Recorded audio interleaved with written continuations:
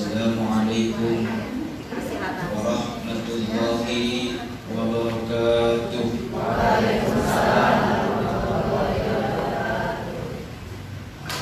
Bismillahirrahmanirrahim.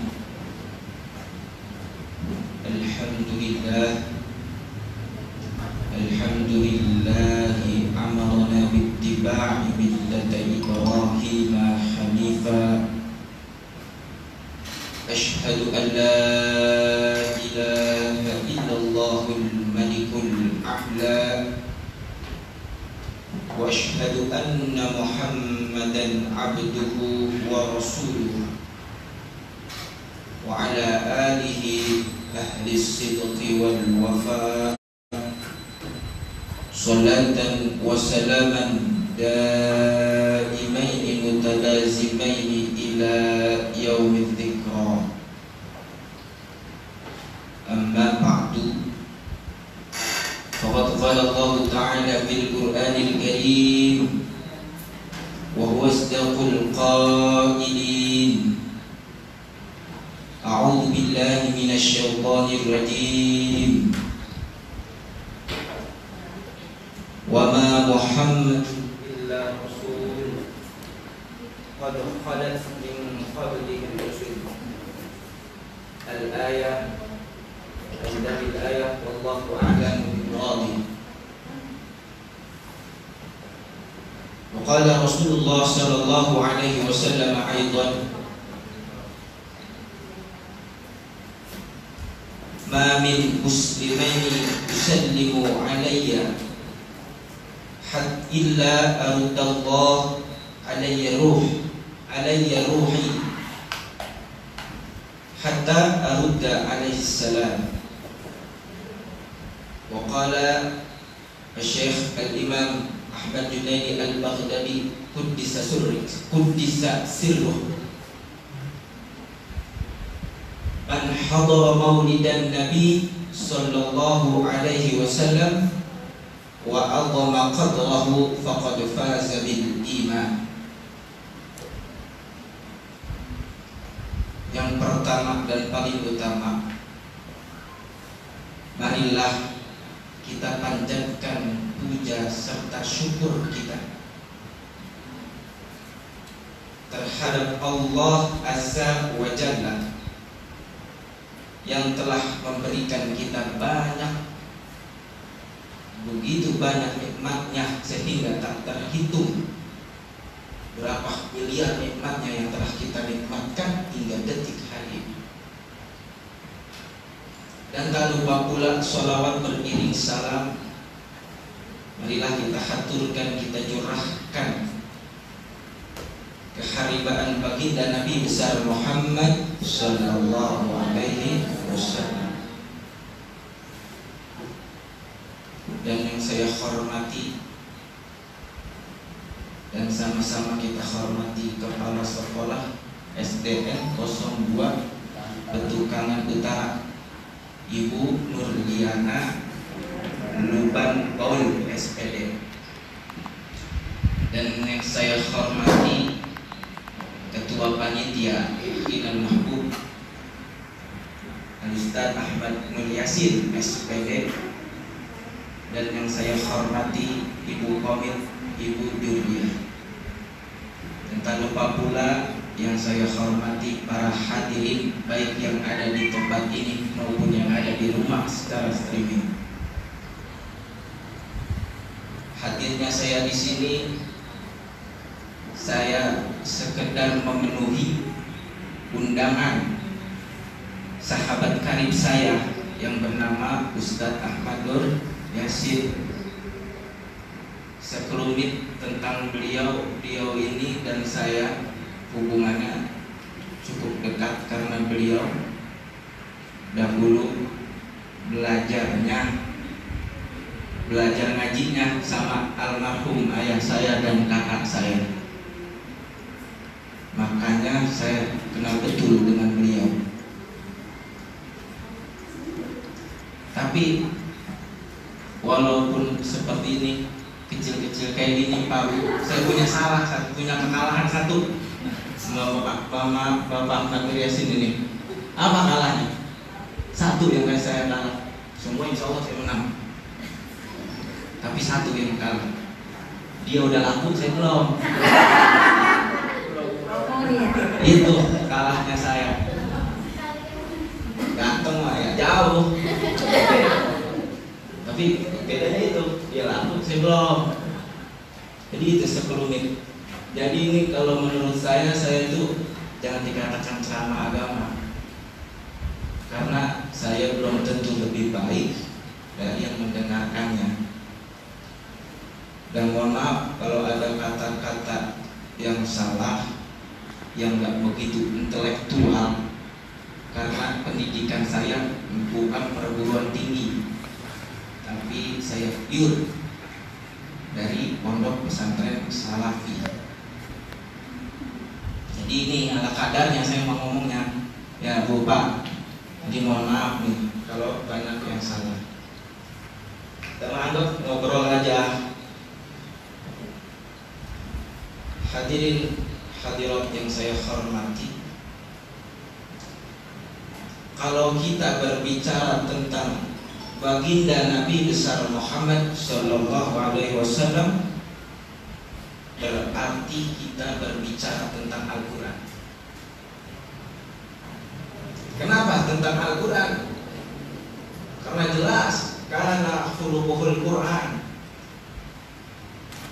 bahwasanya Rasulullah lah yang paling mirip akhlaknya dengan tuntunan Al-Quran.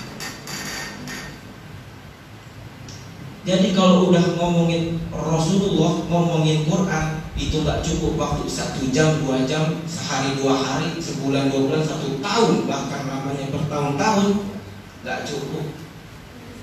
Karena begitu dalam maknanya.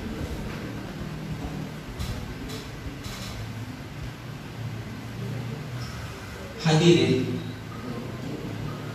di dalam Al-Quran Allah menyebutkan 4 bulannya yang paling dimuliakan oleh Allah. Apa 4 bulan itu?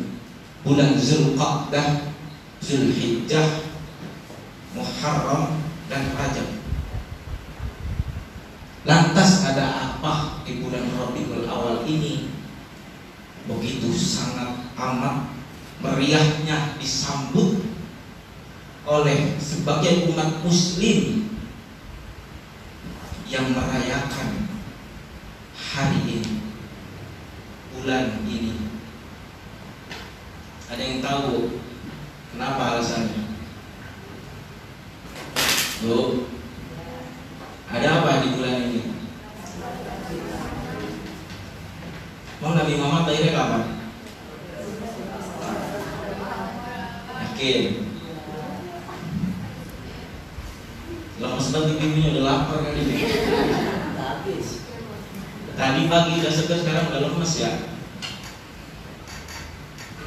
Jadi di bulan Rabiul Awal ini 1400 silam ke belakang ada sebuah sejarah yang sangat amat besar. Saya hanya ingin bernostalgia dan mengingatkan kembali pelajaran kita dulu masih anak-anak. Dan entah anak-anak milenial zaman sekarang ada yang ngajarin nggak ini? Masih adalah pendidikan ini. Saya hanya ingin mengingatkan. Kalau dulu saya diajarin sama guru-guru saya,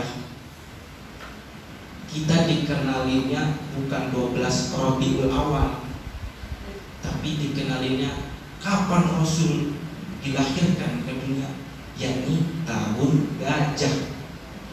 Itulah benar. Tahun gajah. Kenapa disebut tahun gajah? Kenapa? Wajar kalau dulu sebagian ulama mengatakan bahwa Rasul dilahirkan tahun gajah karena pada saat itu belum ada tanggal Hijriah. Karena terjadinya tahun Hijriah itu ketika Rasulullah SAW melakukan hijrahnya dari Mekah ke Madinah. Jadi dinamakannya tahun gajah. Mau saya ceritain sedikit mengingat? Mau nggak Ibu? Ini kalau diem kayak gini saya ribet nih ngomongnya nih. Karena ada 3 orang yang kagak bisa diberi nasihat. Tahu nggak?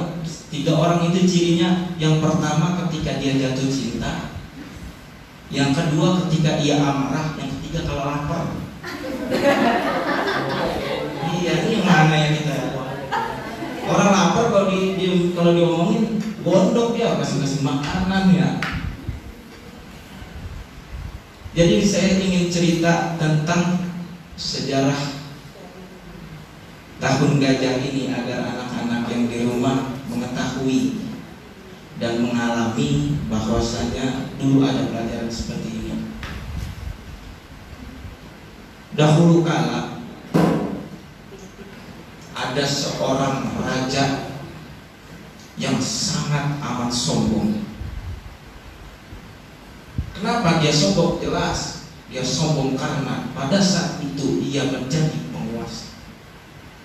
Pasukannya terkenal kuat. Siapa raja itu? Namanya Abraha. Dulu Raja Abraha dengan kesombongannya ia ingin menghancurkan kota Mekah, Baitullah. Singkat cerita, Raja Abraha dalam perjalanan lalu sampai istirahat di padang Arafah dan menyita semua harta benda hewan ternak milik orang-orang Mekah. Dan ketika Raja Abraha beristirahat di padang Arafah, maka ada satu orang yang melawan Raja Abraha. Siapa Bu? Tahu nggak yang melawan, yang ngadep Raja Abraha? Saya yakin nggak ada yang tahu nih kalian ini. Jadi saya merasa menang dari satu. Nggak ada yang tahu kan siapa? Yang ngadep Raja Abraha tiada lain tiada bukan adalah kakeknya Rasulullah Sallallahu Alaihi Wasallam. Untuk apa kakeknya Rasul ngadep Raja Abraha? Pada saat itu kakeknya Rasul ngajakin tuh penduduk Mekah, ayo kita ngadep Raja Abraha, kita ambil kembali hak-hak kita yang disita. Tapi apa kata penduduk Mekah yang lain? Oh nggak bisa, kita nggak mau mati nekat, karena pasukannya yang begitu banyak dan kuat. Oke, kalau gitu kata Abdul Muthalib kakeknya Rasul, saya berangkat sendiri. Ketika datang tuh Abdul Muthalib di hadapan singgasana Raja Abraha di peristirahatannya, ketika itulah Raja Abraha merasa menggigil. Menggigil kenapa? Ini siapa kakek-kakek sendirian berani ngadep seorang raja yang berkuasa? Ternyata desus punya desus. Raja Abraha mengetahui bahwa kakek itu dari golongan Bani Quraisy. Maka Raja Abraha pun turun dari kursinya, duduk bersama dengan Abdul Muthalib. Maka bertanyalah Raja Abraha, "Hai kakek, mau ngapain kesini?" Lalu kata sang kakek Abdul Muthalib berkata, "Saya kesini ingin membela onta saya yang 200 yang kau sita." Raja Abraha kaget. "Engkau bukan ingin membela onta engkau? Kenapa engkau hanya membela onta engkau?" Dengan cerdasnya jawaban kakek Rasul, "Saya hanya ingin membela onta saya karena kotak saya udah ada yang bela." Siapa yang bela? Kata Abdul Muthalib, yang membela adalah Allah Subhanahu wa Ta'ala. Kaget Raja Abraha. Kalau begitu sampaikan sama Allah, bilang suruh halang saya dan pasukan saya untuk menghancurkan Baitullah. Tuh sombong. Kalau ada penguasa sekarang, pemimpin sekarang sombong, yang nggak beda jauh sama Abraha sama Fir'aun. Ada di sini, tapi ini sih pemimpinnya tawadu semua sih dari melakukannya ya. Insya Allah pokoknya mah. Lantas singkat cerita, Raja Abraha pun memberi 200 ontanya Abdul Muttalib. Setelah diberi dan dengan amarah yang bergejolak, Abraha pun langsung berangkat sama pasukannya menuju kota Makkah. Dan di dalam perjalanan tiba-tiba gajah-gajah yang ditunggangi oleh Raja Abraha dan para pasukan berhenti sejenak. Kata gajah ini dalam hatinya, oh memang kita mau diajak kota Mekah. Seekor gajah, gajah gak punya akal, gak punya pikiran, tapi ketika diajak maksiat nolak gajah. Tapi gajah punya hati. Siapa yang gerakin hatinya? Allah. Ini manusia dikasih akal, dikasih pikiran, punya hati nurani, diajak maksiat mau. Nggak takut sama Tuhan. Kan ada kata tuh, katanya orang mah zaman sekarang, manusia zaman sekarang kalau di kantor takutnya sama atasan bukan sama Tuhan. Bener nggak? Kalau nggak ada atasan melanggar. Padahal nggak tahu ada Tuhan yang lebih mengawasi. Ini seekor gajah. Berarti kalau orang yang mau diajak maksiat, berarti lebih parah dari apa? Dari apa bu? Lebih parah dari apa? Dari gajah. Dan ketika gajah-gajah itu berhenti, maka Raja Abraha kesel tuh, marah. Disodoklah tuh hidung gajah-gajah pakai besi yang panas. Tapi tetap tuh gajah-gajah gak mau bergerak karena gak mau melawan Allah.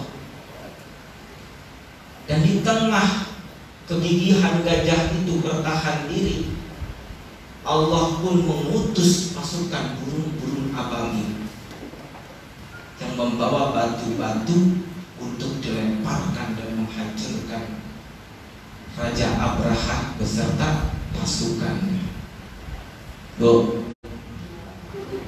jadi apa nih tadi yang dapat tentang gajah? Apa bu? Bu, tentang gajah. Peristiwa ini terjadi kapan? Setelah Rasul lahir, pas Rasul lahir atau sebelum? Berapa lamanya? Ada yang tahu? Peristiwa ini terjadi 50 hari sebelum kelahiran baginda Rasulullah sallallahu alaihi wasallam. Maka setelah kejadian itu selama renggang 50 hari berjarak menuju kelahiran baginda Rasul, semua orang Mekah tuh semuanya agungin nama Allah. Setiap di tongkrongan, setiap di majelis, setiap di perkumpulan, semuanya ngomongin tentang hal itu, ngomongin keagungan Allah. Mengapa kok bisa gitu? Karena Allah mempersiapkan, ingin menetralisirkan, membersihkan kota Mekah untuk menyambut kelahiran kekasihnya. Kalau Allah yang udah ingin, siapapun gak bisa cegah. Tuh saking mulianya Rasulullah Sallallahu Alaihi Wasallam. Singkat cerita, Rasul dilahirkan oleh ibunya yang bernama Siti Aminah dalam keadaan yatim Rasulullah dilahirkan. Ada yang tahu bidannya Siti Aminah? Ada yang tahu saat itu siapa bidannya Siti Aminah? Gak ada yang tahu. Bidannya Allah utus langsung dari surga. Siapa? Siti Asiyah dan Siti Maryam. Siapa Siti Asiyah? Siti Asiyah itu istrinya Fir'aun, tapi yang dijaga pemurnian oleh Allah. Maka di waktu menjelang subuh Allah mengutus dua bidadari itu dan lain bidadari yang lain dan para malaikat untuk berkumpul di kota Mekah. Apa kata Allah? Ya Jibril, nadi ila sa'iril makhluqat min ahlil ardi was samawat bintahani wal basharat. Wahai Jibril, kabarin sama seluruh makhluk, baik penghuni bumi maupun langit, dengan sambutlah dengan riang gembira. Nyambut siapa? Nyambut Rasulullah Sallallahu Alaihi Wasallam. Dan di detik itu pula Allah bersalawat kepada Rasul, yang disebut innallaha wa malaikatahu yusholluna. Oh, minta hafal Quran semua kayaknya. Amin. Di saat detik itulah Allah dan para malaikatnya bersalawat menyambut kedatangan Rasul. Bahkan sampai detik ini dan bahkan sampai nanti di akhir kiamat dan di alam nanti akhirat, di surga Allah tetap bersalawat kepada Rasulullah Sallallahu Alaihi Wasallam. Kalau kita mah ngaku doang cinta, sholawat mah ogah, benar nggak? Masih mending itu juga di sholat 5 waktu masih ada sholawat, sholawatnya. Di mana sholawatnya 5 waktu? Sholat 5 waktu. Iya, pintar itu di pojokan. Kayaknya makanannya banyak kan. Hadirin yang saya hormati, lantas yang jadi pertanyaan, pantaskah kita merayakan hari kelahiran baginda Nabi besar Muhammad Sallallahu Alaihi Wasallam? Justru menurut saya dan sepakat kita semua pantas kalau mendengar cerita sekelumit cerita di atas. Mengapa pantas? Karena Allah yang menyeru sendiri. Kalau di dalam Qur'annya, qul bi fadlillahi wa bi rahmati fabidzalika falyafrahu. Kata Allah gitu di dalam Qur'annya. Katakanlah dengan karunia Allah dan rahmat Allah, maka dengan keduanya berbahagialah kalian. Menurut ahli mufassir sebagian, kul bi fadlillah, fadlillah karunia di sini, karunia yang paling besar Allah turunkan ke dunia adalah Al-Quran. Dan rahmat yang Allah turunkan ke dunia yang paling besar adalah Rasulullah Sallallahu Alaihi Wasallam. Inna arsalnaka illa rahmatan lil alamin. Jadi Allah menyuruh kita untuk berbahagia tuh dengan dua hal tersebut. Karena kita dititipin Al-Quran sama Rasulullah, makanya berbahagialah. Dan di mana-mana terjadi acara seperti ini, memperingati hari kelahiran baginda Rasulullah Sallallahu Alaihi Wasallam. Kalau tadi kata yang sambutan semuanya ngomong maaf, acaranya ala kadarnya. Bu, namanya acara maulid gak ada yang gede, gak ada yang kecil, semuanya gede. Nih, ini juga gede nggak nih? Acaranya besar nggak? Saya nggak meledek. Ini besar atau kecil acara? besar. Kenapa besar? Karena yang dibahas zatnya yang maha besar. Bukan yang maha besar, tapi zatnya besar. Kalau yang maha besar Allah, tapi kekasihnya zatnya sungguh amat besar. Jadi semua acara maulid, baik ala kadarnya, mau sepuluhan juta, belasan juta, bahkan ratusan juta, itu udah besar semua. Karena kemuliaan Rasulullah Sallallahu Alaihi Wasallam. Kembali lagi, jadi kita pantas untuk merayakan namanya Maulid Rasul, kelahiran Rasulullah. Sebagaimana Rasulullah pernah bersabda, hayati khairul lakum wa mamati khairul lakum. Hidupku baik untuk kalian semua, bahkan wafatku baik untuk kalian semua. Lalu para sahabat pun bertanya kebingungan, ya Rasulullah, qad alimna an hayataka khairul lana, fa kaifa mamatuka yakunu khairul lana. Wahai Rasul, kami sungguh amat tahu kalau hidup engkau baik untuk kami semua. Lantas bagaimana bisa wafatnya engkau baik untuk kami semua, sedangkan engkau sudah tidak berada bersama kami? Apa kata Rasul? Hayati khairul lakum ma dumtu fikum da'autukum ilallah bil hikmati wal mau'izatil hasanah. Hidupku baik untuk kalian semua selagi aku masih berada di antara kalian. Aku menyerukan kebaikan, mana yang hak, mana yang batil, mana yang haram, mana yang halal, dari kegelapan hingga terang benderang, dari kebodohan hingga kecerdasan. Lantas bagaimana ketika Rasul sudah wafat, Rasul masih manfaat untuk umatnya, untuk kita semua? Apa kata Rasul? Wa mamati khairul lakum wa dzalika anna a'malakum tu'radu alayya fi kulli yawmi itsnain wa khamis, fama ra'aitu khairin istabshartu bih wa ma ra'aitu ghayra dzalik istaghfartu lakum.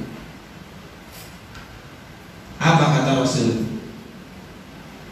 Bahwasanya wafatku baik untuk kalian semua. Karena apa? Karena ketika aku wafat, di setiap hari Senin dan Kamis, malaikat tuh menyetorkan amal-amal umat Rasul ke hadapan Rasul. Kalau amal kita berbuat baik, kebaikan, maka Rasul senang dengan amal kita. Misalnya nih kayak sekarang, ini hari apa? Oh, hari Kamis. Guru-guru SDN 02 Petukangan Utara story nama malaikat tuh ke Madinah, ke makam Rasul. Dilihat, oh habis pada maulidan, lagi pada maulidan. Amalan Rasul seneng nggak? Seneng. Tapi gak tahu kalau Kamis depan-depannya memang pada ngapain. Mudah-mudahan amalnya baik terus. Maka inilah jadi salah satu muhasabah kenapa Rasul memerintahkan kita puasa Senin dan Kamis. Puasa Senin Kamis ini juga sebagai tanda bukti bahwasanya Rasul pun merayakan hari kelahiran. Karena ada tuh zaman sekarang orang-orang yang kagak mau lidah, katanya sesat, yang ikutin yang gitu. Soalnya ini merusak proyek kayak saya nih, merusak. Dan kalau bulan kayak begini nih, oh kulkas penuh, kucing banyak pada gemuk, tidur pada telentang. Kalau bulan Maulid urus, ya Bu, kan jangan diikutin. Tapi nggak apa-apa, itu hak mereka. Kita nggak perlu marah. Yang penting kita jangan masuk ke golongannya. Kembali lagi, lalu kata Rasul, andai kata jikalau ketika amal-amal kita disetorkan kepada Rasul, amalan yang bukan baik, dalam kata lain, kita sedang melakukan maksiat, kesalahan, berbuat dosa, apakah Rasul marah, Bu? Marah nggak Rasul? Marah nggak, Bu? Ada nggak sifat marah di dalam diri Rasul? Nggak ada. Masih matuhul gufron katanya. Watak Rasul itu maha pemaaf. Nggak pernah Rasul nggak punya rasa amarah dalam hatinya. Jadi ketika kita disekorin amalan kehadapan Rasul, kita sedang melakukan perbuatan yang berdosa, maksiat, sebuah kesalahan, maka apa yang Rasul lakukan sama kita? Istaghfartullahalakum. Aku minta ampun sama Allah untuk kalian yang berbuat maksiat. Enak gak tuh punya pemimpin kayak gitu? Itu enak. Siapa yang mau punya pemimpin kayak gitu? Jadi patut gak kita bangga sebagai umatnya? Patut. Kalau acara kayak gini patut gak jadi? Pantas gak untuk beliau? Pantas. Bahkan baik, hingga yang mengadakan maulid ratusan juta bahkan miliaran nggak menembus perjuangan Rasul terhadap kita. Andai kata Rasul tidak diutus, maka kita semua nggak akan pernah beriman. Jadi amat sangat pantas. Hadirin ibu-ibu, bapak-bapak yang saya hormati, lanjut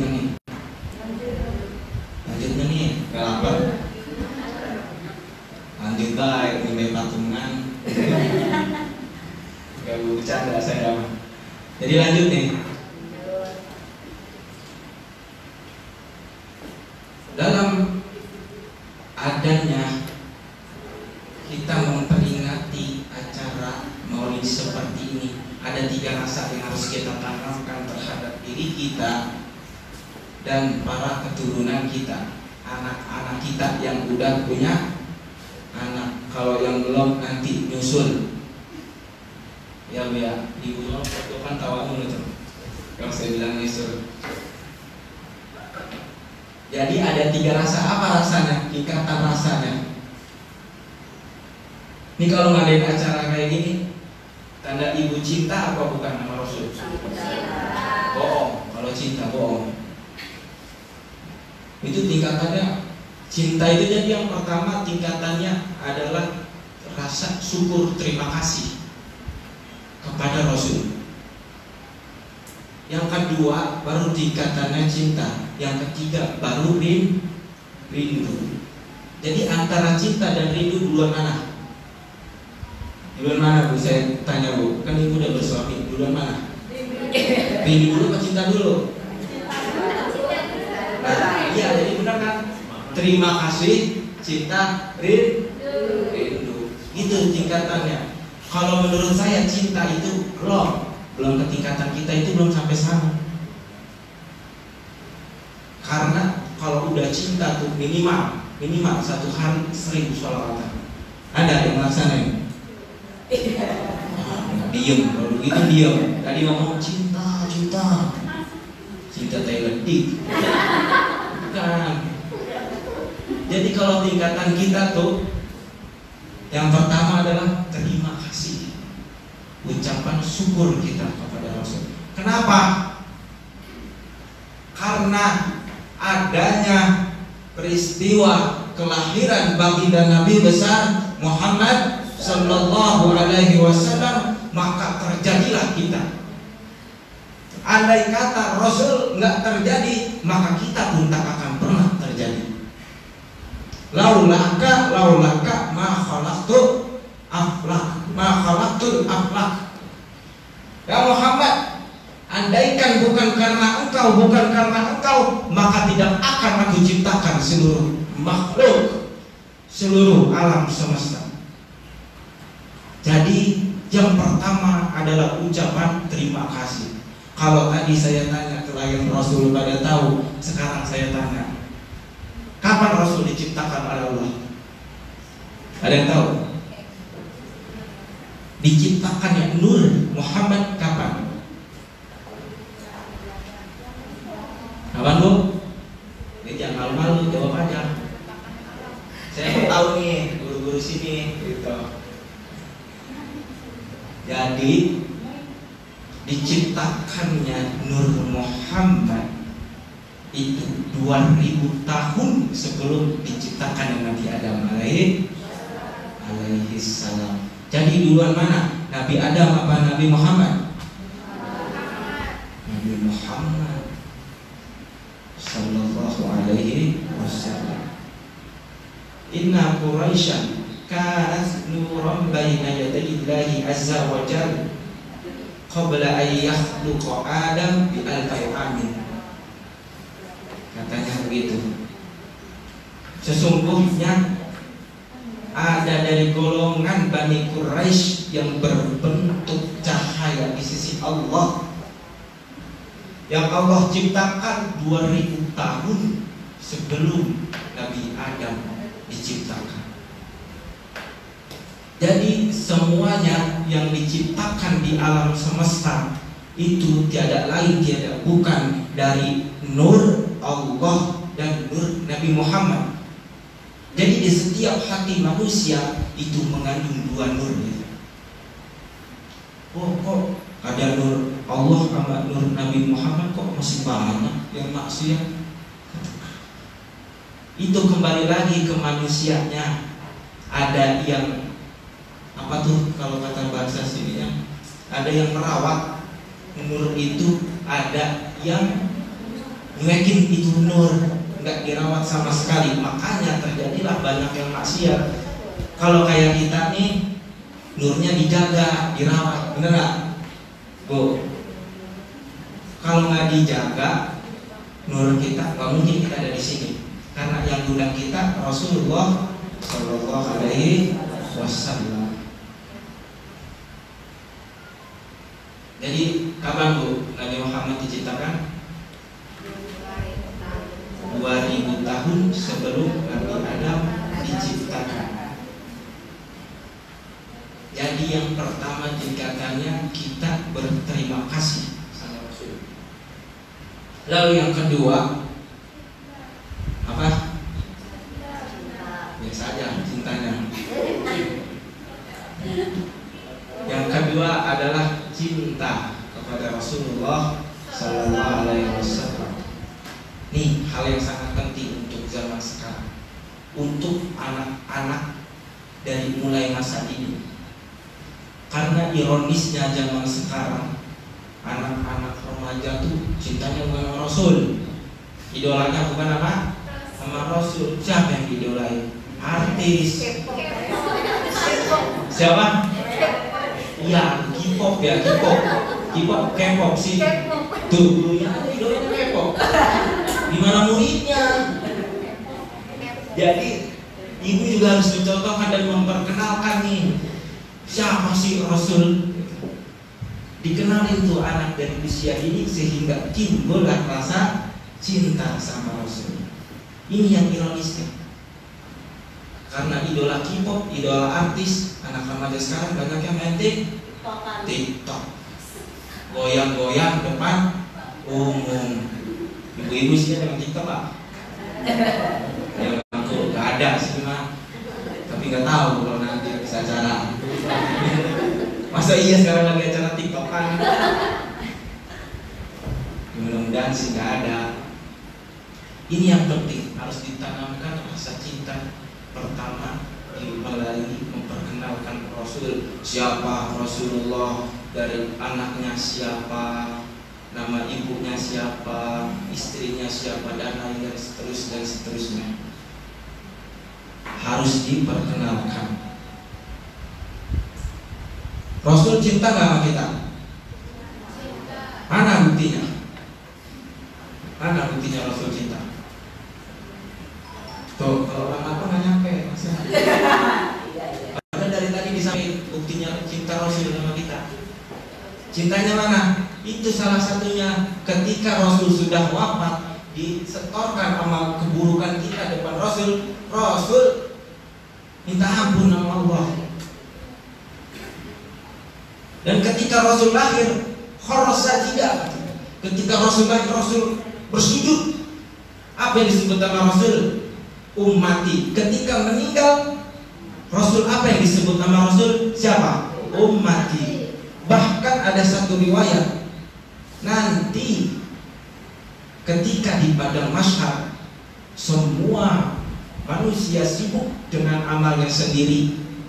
Yang diakub, yang di dunia diakub jadi suami, gak mau diakub nanti mah. Gak mau dia di padang mahsyar diakub jadi suami. Yang di dunia dipanggil istri, disayang-sayang, dimanja, ini bener tuh bini. Tapi kalau di akhirat di padang mahsyar gak mau dipanggil bini. Anak pun begitu sama orang tua, guru pun begitu.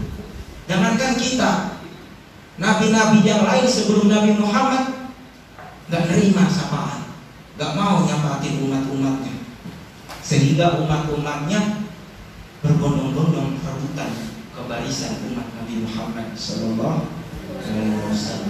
Jadi cinta di dunia ini yang paling sejati adalah cinta Rasul terhadap umatnya.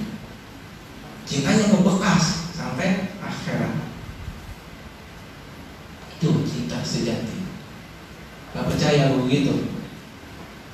Harus percaya.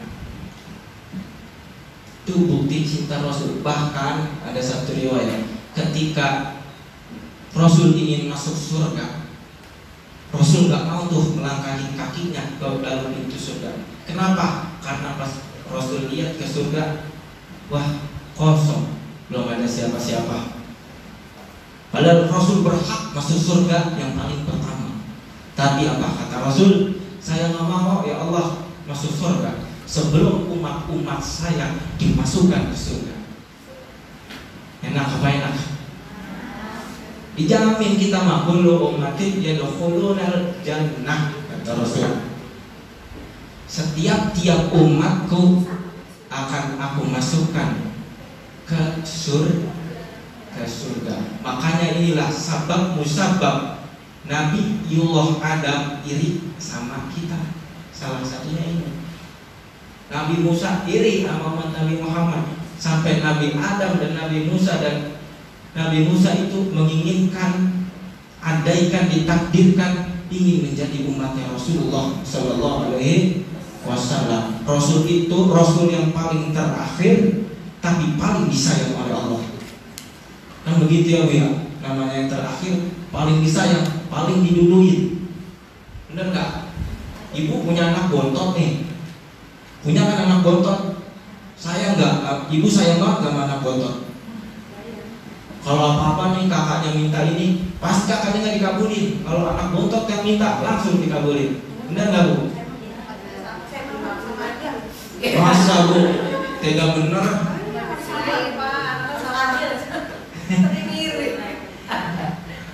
Biasanya gitu. Kenapa? Karena saya anak bontot, ngalamin kayak gitu.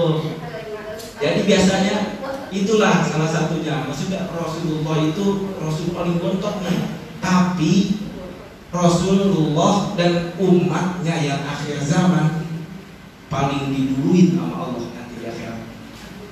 Paling utama.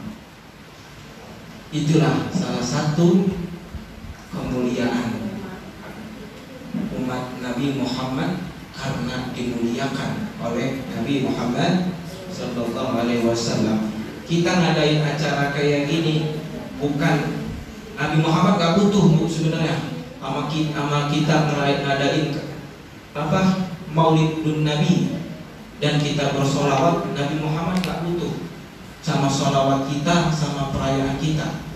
Tapi kita yang butuh sama Nabi Muhammad. Dengan sebab kita ngadain acara ini, dengan sebab kita solawat sama Rasul, maka kita akan mulia dengan hal-hal tersebut. Jam berapa ini ya? Jam? Wah, udah sejam ini ya. Hampir sejam. Kira saya 15 menit maafin ya.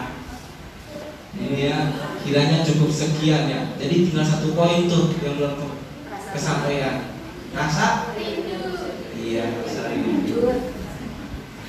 Dan cicil aja rasa rindunya nanti tahun selanjutnya kalau yang ditakdirin mah. Politik ya sedikit. Jadi tinggal rasa rindu yang harus ditanamkan. Jadi kiranya cukup sekian karena udah siang juga.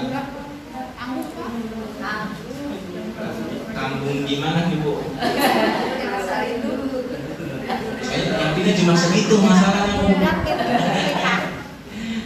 Enggak, ini udah sejam biasanya. Biasanya saya sampai sejam. Kelamaan, ucapan udah pada lapar Bu. Udah rindunya ibu pikirin aja sendiri. Intinya ibu udah tadi udah saya ceritain sekelumit tentang Rasul. Masa iya balik dari sini gak ada rasa cinta sama Rasul? Udah kenal kan sama Rasul? Udah dari apa? Coba bener berarti ini loh.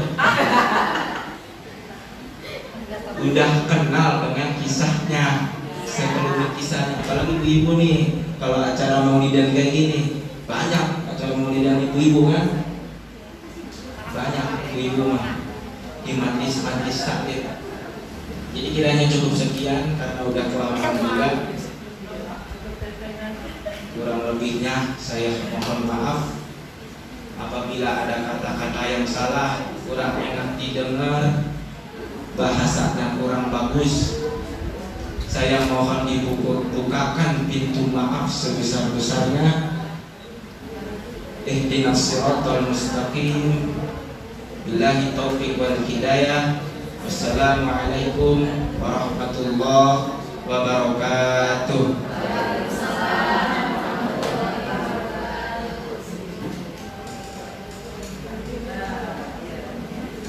Astagfirullahaladzim, astagfirullahaladzim, astagfirullahaladzim. Walakal hamdu ya maulana ya ma'bud. Bismillahirrahmanirrahim. Alhamdulillahi rabbil alamin. Hamdan syakirin, hamdan na'imin, hamdan yu'afi ni'amahu wa yukafi'u mazidah. Ya Rabbana lakal hamdu kama yanbaghi li jalali wajhikal karim wa 'azimi sultanik. Allahumma shalli ala sayyidina Muhammad wa ala ali sayyidina Muhammad. Allahumma inna nas'aluka salamatan fid din wal dunya wal akhirah wa afiyatan fil jasad wa ziyadatan fil ilmi wal amal wa barakatan fil rizqi wa tawbatan qabla al maut wa rahmatan indal maut wa maghfiratan ba'da al maut. Allahumma hawwin 'alaina fi sakaratil maut wa najata minan nar wal afwa indal hisab.